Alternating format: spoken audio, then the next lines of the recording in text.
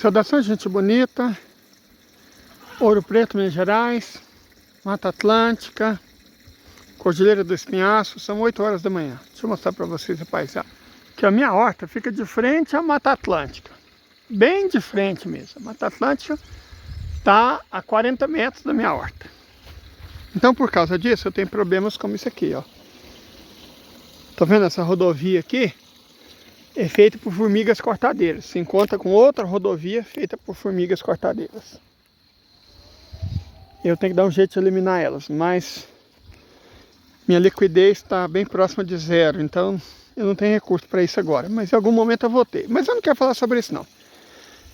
Quero explicar capitalismo para principiantes, para que vocês entendam o mundo, para que vocês tenham uma noção mais clara, mais precisa do que está acontecendo, das mudanças que estão acontecendo. Vamos começar com teoria básica sobre como funciona a economia mundial. Certo? Acho que é um ótimo começo. Vamos começar do começo. O sistema econômico dominante é o capitalismo. Mas o capitalismo é muito mal explicado. Fala o sistema é mau, e isso é que produziu os jovens reacionários. Você falou, o sistema é mau, mas não explicou para esses jovens que o nome desse sistema é capitalismo.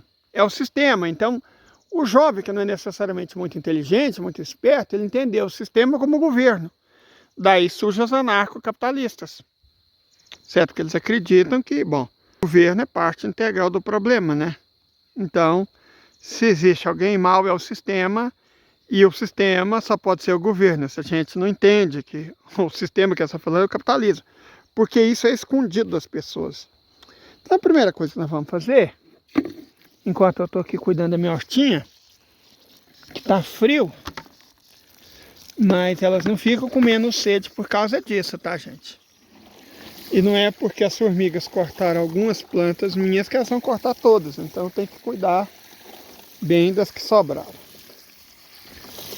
E eu tenho que arrancar mais mato, mas isso evidentemente não vai ser feito agora, porque está muito frio. Faço na parte da tarde. Limpar um pouco dessa mataiada que está aqui, que é um serviço que a gente tem que fazer cotidianamente, dia sim, dia também. Espera aí, só um momento. Bom, dando continuidade. O que acontece?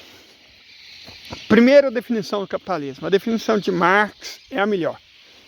É a mais precisa. É a que esconde menos, é a que mostra mais. Para Marx, o capitalismo é um meio de produção no qual os trabalhadores estão separados dos meios de produção. É um sistema no qual os trabalhadores estão separados dos meios de produção. Leider, como assim? É um modo de produção econômica no qual os trabalhadores estão separados dos meios de produção. O que isso significa? Significa o seguinte, vou dar um exemplo usando para vocês um livro antigo que existe uma grande chance de vocês terem em casa ou conhecerem quem tem. Chama Bíblia. O grosso da Bíblia foi escrito no 6º século antes da Era Comum, pelos fundadores de uma religião criada no Irã, chamada Judaísmo. Existem alguns livros da Bíblia, 5, que foram escritos antes do cativeiro da Babilônia, por um povo há muito tempo extinto chamado Hebreu, que praticava uma religião chamada Javismo. Essa região do mundo, a Judéia, foi dominada primeiro por assírios, depois por babilônios. 2 povos de língua aramaica.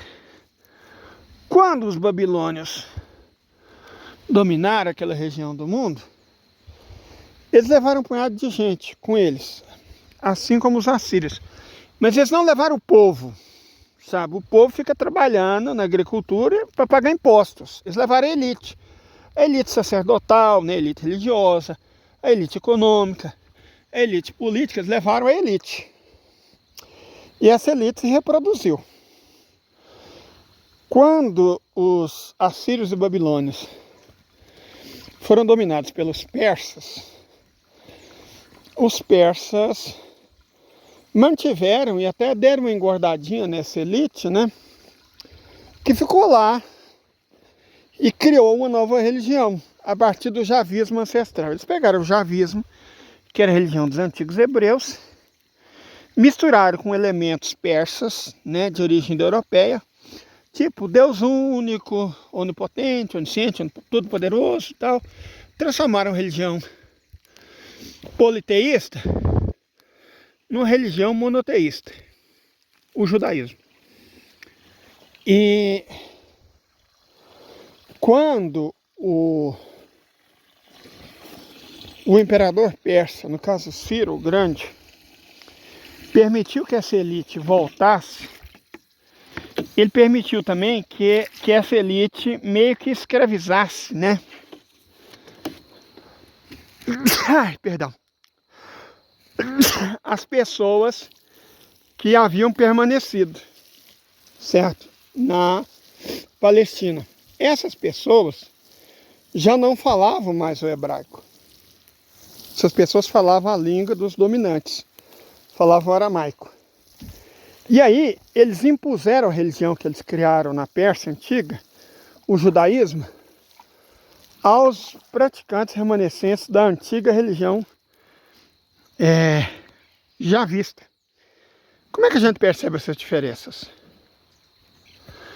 A nova religião que dominou a população descendente dos antigos hebreus era baseado no Templo de Jerusalém, que eles reconstruíram a partir de trabalho basicamente escravo, né? A partir de trabalho servil. Eles refizeram o templo, certo? Eles refizeram o templo, e a partir desse templo, a elite que dominava esse templo passou a ser a elite da nova religião. A antiga religião do povo hebreu, o javismo, ela era baseada num culto dominado por mulheres, certo? As profetisas. Havia profetas homens, mas essencialmente as profetisas eram mulheres. O que eles fizeram? Assim que eles chegaram, eles substituíram essa religião de base original semita e cananita, com culto dominado por mulheres que profetizavam, substituíram por uma nova classe, né? A nova classe sacerdotal passou a ser baseada na figura do templo, nos sacerdotes do templo de Jerusalém. Para ter algum laço de contiguidade, eles fizeram um acordo com os descendentes de... Oh, meu Deus, seu gato... Oxê! Olha o gato destruindo a horta, gente. Essa uva agora tem pelos. Ah, gato! Pshê! Pshê! Tá vendo? Eu plantei umas sementes aqui, outro gato tá desenterrando. Ah, gato! Pshê! Pshê! Oh, gente, você, gato é um bicho bom, mas nossa, pensa num bicho custoso. Ainda mais nessa fase. Mas voltando ao assunto. E agora tá os três aqui na... Pshê! Olha só! Pshê! Vai cavar na sua casa, gato. Ora! Destruindo os canteiros. Vocês vê. Vocês acham que a vida é fácil, né? Não, gente. Rapadura é doce, mas não é mole nenhum. Mas voltando ao que nós estávamos falando. Eles substituíram, né, a classe sacerdotal pela que veio da Pérsia com eles, que dominou o templo. Só que o templo de Jerusalém, dominado por eles, era só de Jerusalém, né? Eles tinham que dominar toda a Judéia. Para isso eles contaram com um apoio, cooptaram os sacerdotes levitas, certo? Os que hoje têm o sobrenome Cohen, ou versão romanizada como Cunha no português, a Cunha no espanhol, são os descendentes dos Cohen. Esses Cohen são os que descendem dos antigos levitas, certo? Que é uma classe sacerdotal que foi mantida dentro da população hebraica original. Ok. Bom, dando continuidade. Então eles acabaram com os profetas, certo? Os profetas deixaram de ter importância na religião recém-criada, o judaísmo. Deixou de surgir profetas. Os profetas são referências todas ao período pré-cativeiro, certo? Se vocês procurarem no Google, na inteligência artificial, eles vão informar para vocês quais são os 5 livros do Velho Testamento que foram escritos antes do cativeiro. e que, portanto, trazem muitas referências a essa religião javita. Mas eu lembro de cor só de Amós. Amós foi um livro escrito antes do cativeiro da Babilônia. De toda forma, o que importa é o seguinte: essa nova classe sacerdotal criou essa nova religião, né? Essa religião monoteísta, a partir de religiões monoteístas muito mais antigas, de base indo-ariana. Então, as primeiras religiões monoteístas não surgiram entre os semitas, elas surgiram no Irã, entre os persas, muito mais antigas do que o judaísmo, certo? Algumas dessas religiões ainda existem. A religião dos curdos, por exemplo, é um exemplo de religião monoteísta, baseada no antigo mazdaísmo, que é muito mais antiga do que o judaísmo. Também surgiu no Irã. Outra religião iraniana, monoteísta, mais antiga do que o judaísmo, é o zoroastrismo, que ainda existe, tem mais de 3.000 anos. Por que eu estou falando isso? Porque o judaísmo, essa religião criada no Irã, chegou a ser muito popular na época do Império Romano, muito popular mesmo. Há referência de quando o censo registrou uma população de menos de 20 milhões de habitantes no Império Romano, que era muito para a antiguidade, 6 milhões de pessoas eram da religião judaica. 6 milhões, 30% da população romana seguia o judaísmo. Pra vocês terem uma ideia, a quantidade de praticantes da religião judaica naquela época era imensa, era muito grande, porque eles praticavam o proselitismo, né? Eles convertiam outras pessoas. Inclusive os amonitas, por exemplo, que era um povo afim aos hebreus que viviam onde hoje é a Jordânia, foram convertidos à marra. Ao judaísmo. Mas, enfim, os romanos começaram a ter problemas com os seguidores da religião judaica. E, a partir daí, começou a haver uma certa perseguição para os praticantes dessa nova religião, né? Dessa religião de base persa. Inclusive porque o Império Romano travou lutas seculares até o seu fim contra um povo persa, os partas. Certo? Então eles não viam o judaísmo com bons olhos, porque eles entendiam, e corretamente, que o judaísmo era religião análoga dos persas. Portanto, análoga dos inimigos deles, né? Então eles não podiam deixar que essa nova religião enfraquecesse a religião dos próprios romanos, dos gregos, né, e dos egípcios, que eram religiões do Império. Correto? O que acontece? Uma seita judaica surge, várias seitas surgiram, mas a que teve mais sucesso foi o cristianismo. O cristianismo, por uma série de razões, ele se torna a religião dominante no Império Romano, em algum momento lá pelo século III, e ele se torna a religião dominante do norte da África, do Oriente Médio e da Europa Ocidental. Depois, basicamente, toda a Europa, quando os eslavos foram convertidos no IX século e os vikings foram convertidos no X século. Né? Uma conversão ampla e restrita. Mas, de início, essa conversão significava que eles eram cristãos, não necessariamente católicos. Para vocês terem uma ideia, a região do Languedoc, sul da França, assim como Portugal e assim como a Espanha, dominada pelos muçulmanos, a região dominante não era o islamismo, era o cristianismo, mas o cristianismo mariano, que é a mesma religião de Constantino. Constantino era um cristão, no sentido moderno da palavra. Constantino era ariano, que é uma variante da igreja cristã que negava a divindade de Cristo, que é um dos pilares do cristianismo, é a divindade de Cristo. Os arianos negavam a divindade de Cristo. Então, eles seriam encarados modernamente como uma seita, mais ou menos como são, por exemplo, hoje os testemunhas de Jeová e qual que é o nome daquela? Os adventistas. Eles não são cristãos, são uma seita cristã. Da mesma forma, os arianos não eram cristãos, era uma seita cristã. Constantino nunca foi cristão.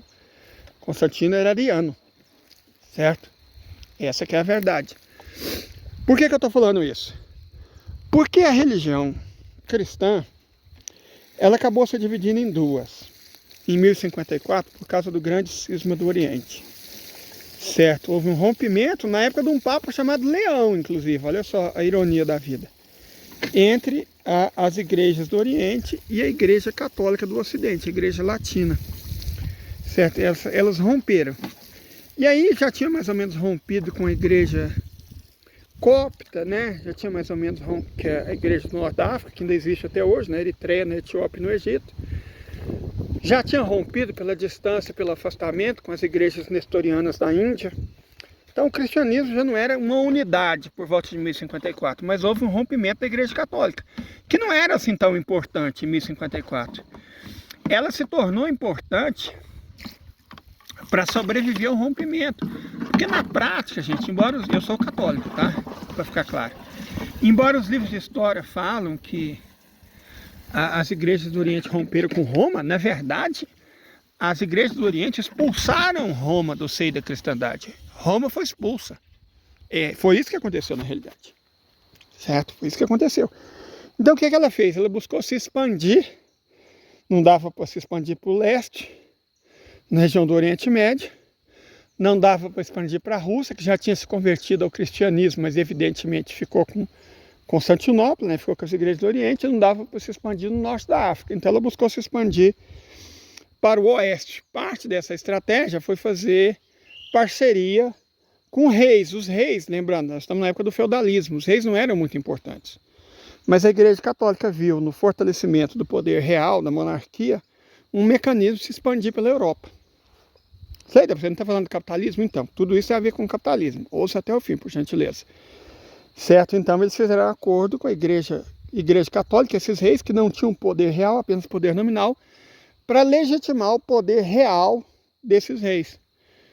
Então, o primeiro que seguiu esse novo ditame, esse acordo, foi um bastardo chamado Guilherme o Bastardo. Guilherme o Bastardo era um neto de viking que vivia num ducado do norte da França chamado Normandia. Guilherme o Bastardo, com seus barões vikings, né? Eles acabam invadindo uma ilha, a Ilha da Grã-Bretanha, em 1066, portanto 12 anos após o Grande Cisma do Oriente, e criam o primeiro Estado moderno, que é a Inglaterra.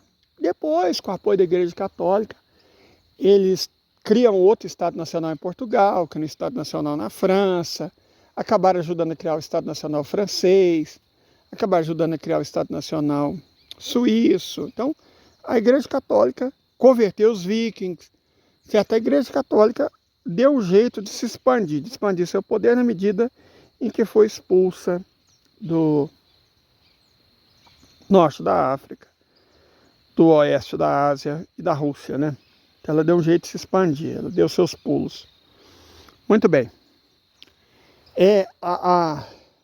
Essa nova igreja, não era nova, era antiga, né? A igreja original, mas que tinha sido rompida, vamos colocar assim, pelas outras igrejas do Oriente, ela legitima o poder da realeza. E com isso ela acaba se expandindo por toda a Europa. Ajudou muito no enfraquecimento do sistema feudalista, certo? E na emergência do capitalismo.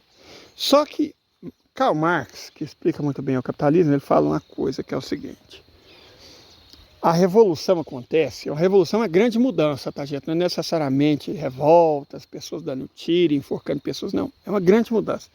A revolução acontece quando as relações de produção se tornam um obstáculo para o desenvolvimento das forças produtivas. Como assim? As relações de produção são as relações que os homens estabelecem entre si para regular a distribuição do produto social. Correto? O feudalismo era um regime essencialmente de autossuficiência. É um regime em que havia estamento, não era classe social. Se você nascesse nobre, você morreria nobre. Se você nascesse plebeu, você morreria plebeu. Era um regime estamentário, portanto, isso significa ser estamentário. Era um regime estamentário de obrigações recíprocas, quer dizer, os nobres tinham obrigação para com os servos tinham obrigações para com os nobres, mais desiguais, que funcionava da seguinte forma, resumidamente: os servos, os camponeses trabalhavam para todos, os nobres defendiam todos e a igreja rezava para todos. Era assim que funcionava o feudalismo. Era um regime essencialmente autossuficiente. Mas a Igreja Católica, ela se tornou ambiciosa e chegou à conclusão que ela tinha condição de destruir a Igreja do Oriente. E aí ele estabeleceu cruzadas né, oficialmente contra os muçulmanos, que dominavam a Terra Santa, mas essas cruzadas sempre atacavam Constantinopla, né? Sempre atacavam Constantinopla, atacavam os outros cristãos que pensavam e agiam de forma diferente. Então, eles se aliaram aos mercadores de Gênova, Veneza e Amalfi para fazer essas cruzadas. E se aliaram aos reis também, certo? Por isso que muitas cruzadas eram dominadas por reis, eram comandadas por reis, que era uma forma da Igreja Católica fortalecer o poder dessa monarquia que ela mesma havia ajudado a criar, certo?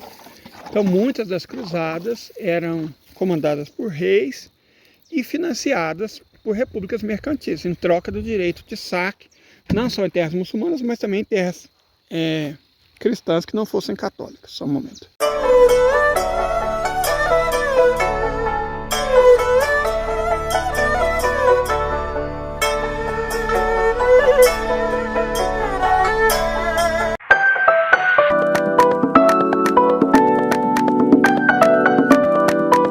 Através da democracia, eles convenceram as classes médias, né, de que elas tinham alguma participação no governo, tinham alguma participação no próprio destino, e que isso era o melhor para todo mundo, que isso era o melhor para eles. A democracia funciona quando a maioria tem a ilusão de que de alguma forma decide os próprios destinos, participa da vida em sociedade de igual para igual. Na verdade, a classe média é uma das instituições mais brilhantes do capitalismo, porque ela dá a muita gente a ilusão de que faz parte de quem governa, de que faz parte da maioria. O fato do cara poder ser eleito, sei lá, um vereador, um prefeito de cidade pequena, eventualmente até de cidade grande, o fato de alguns conseguirem dar à maioria a ilusão de que todos podem, certo? E essa é a base do funcionamento da democracia. Não é o governo do povo para o povo pelo povo. O povo é o que menos importa. É o governo para controlar o povo. E uma das formas de controlar o povo é exatamente iludi-los. Dar a eles a ilusão. As pessoas gostam de ilusão. Muitas até precisam de ilusão. A realidade é uma coisa meio dura, né? Ainda mais quando ela de fato é dura, como acontece no capitalismo. Então você precisa de ilusão. É nesse sentido que o camarada Marx trata e trabalha o conceito, dois conceitos, na verdade, interessantíssimos. Se tem uma coisa para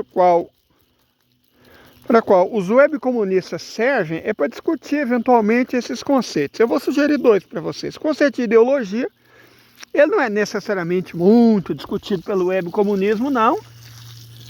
Mas eles chegam a tratar dessa ideia, né? Dessa ideia de ideologia. É um conceito muito interessante. Ideologia, essencialmente, são as ideias que a classe dominante vende à classe dominada como se fossem as ideias de toda a sociedade. Certo? O que é que mudou? Essa ideologia originalmente era feita pela igreja. Quando eu falo igreja, essencialmente protestante, né? Porque, lembrando, nós estamos falando de conceitos a respeito do capitalismo. Ah, mas a igreja medieval, não existia capitalismo na época medieval. Então, não é que o conceito de ideologia foi feito para explicar o capitalismo. Sabe, uma das coisas que prejudica o entendimento de muita gente, isso é proposital, é uma espécie de atavismo. Você pega um conceito de hoje para tentar explicar o passado. Isso não necessariamente funciona. Então lembre-se, ideologia é um conceito que serve para explicar o capitalismo. Correto? Conjunto de ideias vendidas pela classe dominante à classe dominada como se fossem as ideias de toda a sociedade. Perfeito? Então a democracia é boa, a democracia é o governo do povo para o povo pelo povo, a democracia permite que todos participem, a democracia permite que a vontade da maioria das pessoas seja satisfeita. E aí veja que coisa interessante. Os aparatos ideológicos da burguesia começou com as igrejas protestantes, né? Claro, que você não precisava controlar a igreja católica. Qualquer um pode ser um pastor protestante. Alguns até disfarçam, têm seus próprios cursos de teologia e não sei o que mais. Mas, de modo geral, qualquer um pode virar um pastor. Pode até fundar a própria religião, né? John Smith, por exemplo, fez isso. Até funda a sua própria religião de natureza evangélica. Né? Foi assim que surgiu, por exemplo, os adventistas. Foi assim que surgiu, por exemplo, os mormons. Foi assim que surgiu, por exemplo, os testemunhas de Jeová. Né? Você pode fundar a sua própria seita, a sua própria religião, sem problema. A liberdade religiosa tinha e teve sempre esse papel, certo? E o interessante é que à medida que você expande a ideia de liberdade religiosa, você enfraquece, evidentemente, a religião. E esse era o objetivo. Lembra quando nós falamos do iluminismo? O iluminismo é essencialmente ateu, ateizante. Certo? A ideia de que o religioso é uma pessoa burra, de que o religioso não é muito inteligente, a religião é uma massa, os religiosos são uma massa de gente enganada, né? Não são espertos, pelo contrário, não sei o que mais. Isso tudo é proposital. Correto? Isso tudo é proposital. A França não pôde ser convertida ao catolicismo, mas ela pôde ser lenta e paulatinamente ateizada. Certo? O iluminismo é o suposto triunfo da razão. E a religião foi vendida por eles como... Peraí, meu dedo tá... O Trump só está interessado, na verdade, em salvar-os como ele, os bilionários. Trump fez um governo de bilionários, com bilionários, para bilionários. Certo? Lembra a democracia, governo do povo, para o povo, pelo povo? Então, nós estamos vivendo um oligocleptoplutocracia de bilionários, para bilionários, por bilionários. E aí o Trump acabou de dizer uma frase que é interessantíssima, que ilustra bem o que ele realmente pensa. Falou que os Estados Unidos não tem mais nada a ganhar com Israel. E é verdade, ele governa os Estados Unidos como se fosse uma empresa. Na verdade, ele falou textualmente que Israel não tem mais nada a oferecer para os Estados Unidos. E é verdade, Israel deixou de ter utilidade. Aquilo que nós falamos desde sempre. Israel deixou de ter utilidade, deixou de ser necessário, sabe, para os Estados Unidos. Israel agora é só um estorvo. E aí o Trump vai fazer com Israel o mesmo que fizeram com o Vietnã do Sul. O mesmo que outros presidentes americanos fizeram com outros países e outros povos que caíram no bobeiro de confiar neles, vai abandoná-los. Porque é o que disse Henry Kissinger, os Estados Unidos não têm aliados. Os Estados Unidos têm interesses. E tudo que a gente está vendo agora é o interesse do governo dos Estados Unidos, comandado pelo Trump, de salvar a elite dirigente. Porque não tem como salvar o sistema não tem solução, e não tem como salvar o país, os Estados Unidos. E sem o sistema e sem o país, a civilização ocidental também vai desmoronar. A gente já está vendo isso. Na verdade, não vê quem não quer, né? E já é uma coisa que já vem acontecendo já faz algum tempo. Desmoronamento da civilização ocidental. Certo? Agora, as pessoas, muitas delas, não querem ver, não querem enxergar, não querem comentar sobre isso. Mas isso não vai mudar o fato que ela está desmoronando. Não vai mesmo. É o fim. Não da humanidade. Não do planeta Terra. Não, é o fim da civilização ocidental. É o fim do capitalismo financeiro. E por isso eu sou, de um modo geral, bastante otimista. Por que de um modo geral eu sou bastante otimista? Porque eu sei que muita da tragédia que abate-se sobre o Brasil, né, eu estou falando de evangélicos, né, neopentecostais, estou falando de militarismo, estou falando num sentido amplo, não só porque eles já fizeram para o nosso país, mas porque são mamateiros entreguistas, parasitas e vagabundos, né? A mesma lógica do agronegócio, a mesma lógica das PMs, tudo isso foi criado desde fora para fazer a manutenção do sistema. Agora, se a árvore do sistema está desabando, é óbvio que o sistema e todos os frutos dele também vão cair. E por isso eu me permito ser otimista, certo? Por isso eu me permito ser otimista. Até a Faria Lima, né, que é quem controla o Brasil através dos tais mercados, até a Faria Lima, ela está desmoronando. E, conforme nós já dissemos, ela tende cada vez mais a ser controlada pela China. Quem tem dinheiro manda. Eles mesmos criaram essa regra. O dinheiro manda. Só que agora quem tem o dinheiro não são eles. Quem tem o dinheiro é a República Popular da China. Então, a partir do momento que a China começar a comprar títulos da dívida pública brasileira, bom, ela manda nos tais mercados. não mais Estados Unidos. Grandes mudanças vão acontecer como consequência disso, certo? A nova potência econômica do mundo é a China e é uma superpotência militar também. Então, diante disso, não há nada que os Estados Unidos possam fazer. Ah, mas eles podem fazer uma guerra, camarada. Eles não podem, porque eles não têm dinheiro para isso. É isso que eu estou tentando dizer.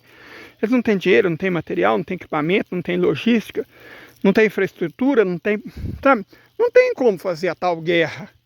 Nem isso, não vai ter nem canto dos cisnes. O fim vai ser dramático, mas patético. Igual o Donald, o Pateta, não o Pato, indo na Arábia Saudita, pedir pinico para os árabes. Todo mundo esperava os acordos de Israel, ele nem passou em Israel. Os acordos de Abraão, né? Vai ter acordo de Ismael, em reconhecimento da Palestina. Porque quem manda agora é a Arábia Saudita. E quem está por trás da Arábia Saudita? A República Popular da China. Sua Alteza Real é um homem muito inteligente. Ele percebeu a mudança do mundo. Antes do mundo, de fato, mudar de vez. A ponto de ele poder embarcar na canoa mais vantajosa para navegar nesses mares turbulentos do presente, né? Então, basicamente é isso, gente. Eu sei que o pessimismo se torna quase uma estratégia de sobrevivência, porque muita gente tem medo de ser otimista, de ter esperança, de ter fé, de ter amor e sofrer. Mas sofrimento é a gente aceitar o mundo como ele está, certo? Por medo de mudança. Sofrimento é achar que aquela dor que a gente já conhece, é preferível ao desconhecido. Não, o desconhecido oferece para a gente muitas possibilidades. A possibilidade de ser livre, a possibilidade de ser feliz, a possibilidade de viver a própria vida para a gente. E não para um conjunto de bilionários estrangeiros que estão manipulando os povos do mundo inteiro já há muito tempo. E aquilo que o presidente Vladimir disse certa feita, o baile dos vampiros vai acabar. Então, nós estamos vendo o hacking do capitalismo. Esse é o baile da ilha fiscal. A guerra na Ucrânia, a guerra que nem vai chegar a acontecer no Irã, a guerra que nem chegou a acontecer em Taiwan, é o hacking da civilização ocidental, do capitalismo financeiro, dos Estados Unidos e por escolha própria também da Europa. Eu vou dizer que lamento? É óbvio que não. Eu vou dizer que estou ansioso, certo? E tenham todos vocês um ótimo dia. Até mais.